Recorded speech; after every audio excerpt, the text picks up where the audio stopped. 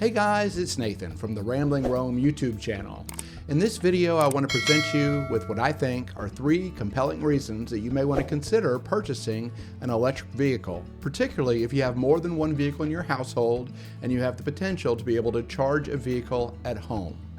Given that EVs have become a bit of a political hot topic, particularly here in the United States, and my goal is to approach this in a more objective and data-driven way, I wanted to take a few minutes to share a bit about how I approach my analysis, including where we are in the adoption of this technology before jumping into the 3 reasons. But if you're short on time or would just prefer to cut to the chase, I've created chapters in this video, so feel free to scroll ahead to the 3 reasons sections of the video. By way of background, I've spent the majority of my career as a business analyst in the information technology field. As such, I tend to view the subject of EV adoption in light of new versus legacy technology. I'm a very detail-oriented person. When analyzing issues, I tend to go pretty deep, gathering lots of information and helping users weigh the pros and cons of decisions in an effort to find the best technology solutions, either to meet their needs or to solve a particular problem. I'm not a black and white thinker. Rather, I spend a lot of time in the gray in an effort to find the best solution to a problem, realizing that rarely is any solution perfect. And I don't believe in a one-size-fits-all approach to technological solutions. Rather, I'm interested in helping people find a solution that will work best for them. The technology adoption lifecycle is a model that describes the adoption or acceptance of a new product or innovation. This model outlines the stages through which new products and innovations typically pass, including innovators, early adopters, early majority, late majority, and laggards.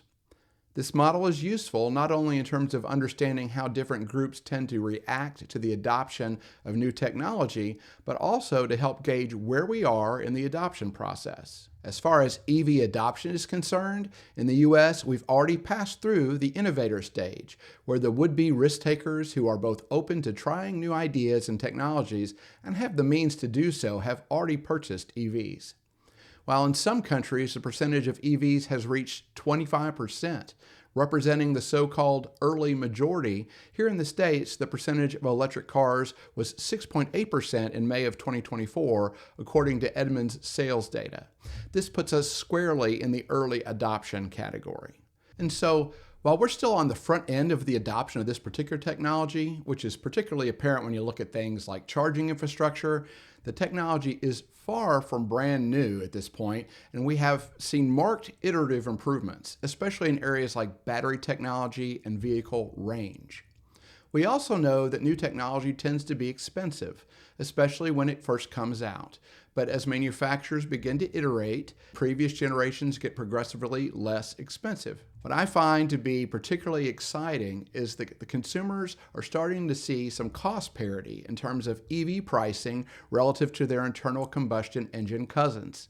And in no part of the American auto market is this more apparent than the used market. It is against this backdrop that I decided to purchase my first EV, a 2022 Kia Niro EV with a little less than 30,000 miles on it this past December.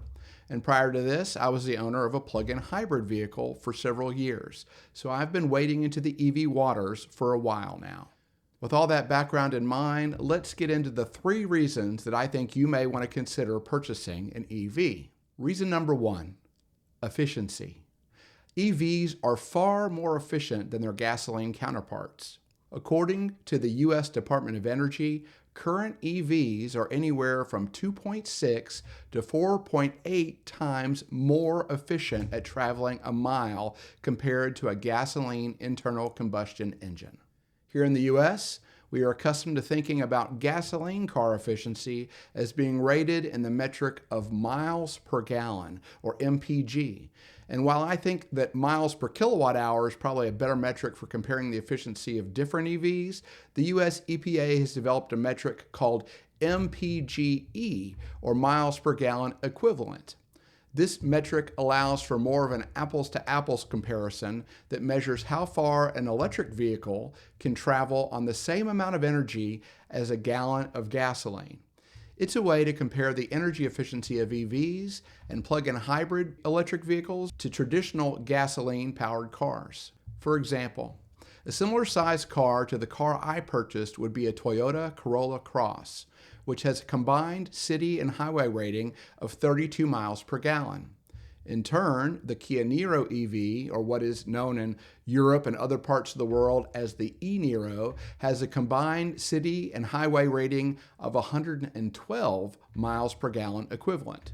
So using this metric as a comparison, we can say that my car is about 3.5 times more efficient than a similarly sized gas vehicle. An EV's increased efficiency leads right into the second reason you might want to purchase an EV. Reason number 2, economy. In most parts of the world, this increased efficiency will translate to a savings in your pocketbook in terms of the amount of money needed to both fuel and maintain your vehicle. In the U.S., oil and gas subsidies make the cost of gasoline very inexpensive relative to the rest of the world. Even so, depending on what part of the country you live in, it's still likely to save you money to power your car with electricity instead of gasoline, provided you can charge your vehicle at home. At the time of the making of this video, AAA shows a national average of the price of a gallon of gas at $3.12. Using our previous example, that means that on average, it would cost our Toyota Corolla Cross driver about $3.12 to go 32 miles, or about $9.77 to go 100 miles. Electricity is measured in kilowatt hours, and the average cost for residential electric, according to the U.S. Energy Information Administration, is 16.26 cents per kilowatt hour. FuelEconomy.gov shows my Kia Niro as needing 30 kilowatt hours per 100 miles. So on average, it would cost $4.88 to go 100 miles, which is about half the cost. In my personal use case, the majority of trips that I make by car are less than the range of my EV, which means that I can charge at home for half the cost of filling up with gas, while using less than a third of the amount of energy, which I find to be pretty compelling, and I'm guessing it will for many of you too.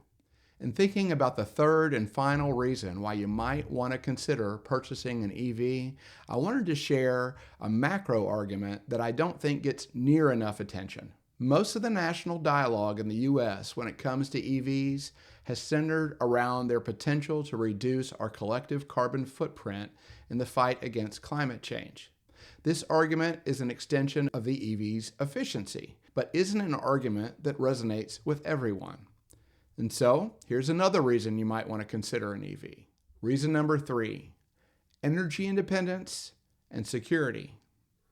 According to the U.S. Department of Energy, the transportation sector accounts for approximately 30% of the total U.S. energy needs and 70% of U.S. petroleum consumption.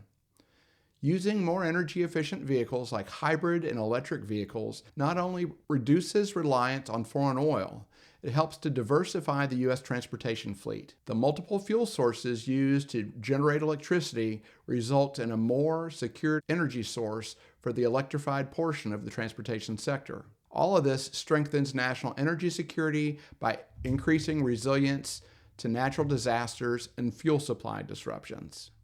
Hybrid electric vehicles, or HEVs, typically use less fuel than similar conventional vehicles because they employ electric drive technologies to boost vehicle efficiency through regenerative braking, recapturing energy that would otherwise be lost during braking. Plug-in hybrid electric vehicles, or PHEVs, and all-electric vehicles, also referred to as battery electric vehicles, or BEVs, are capable of both being powered solely by electricity, which is produced in the United States from natural gas, coal, nuclear energy, wind energy, hydropower, and solar energy. Hopefully this video has given you some food for thought. Did you find the content useful? If so, please consider liking the video and subscribing to the channel for more tech, travel, and adventure-related content. Have questions about anything I've mentioned? Feel free to ask them in the video comments. And my final question for you is, would you like to see more EV content like this on the channel or hear more specifics about my EV journey? Here are some topics that I've thought about making videos about. Let me know in the comments if any of these would be interest to you.